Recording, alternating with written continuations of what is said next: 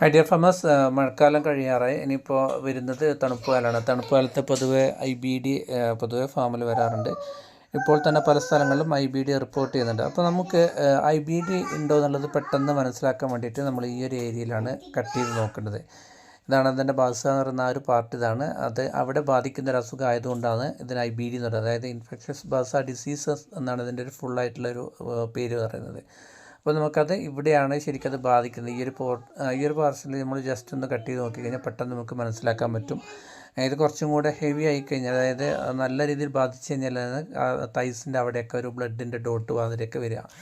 അപ്പോൾ ഈ ഒരു കോഴിക്ക് നിലവിൽ IBD ഒന്നുമില്ല. ഞാൻ ജസ്റ്റ് നിങ്ങൾക്ക് കാണിച്ചു തരാൻ വേണ്ടിയിട്ട് ജസ്റ്റ് ആ ഒരു പാർട്ടൊന്ന് കട്ട് ചെയ്ത് കാണിച്ചു തന്നതാണ്.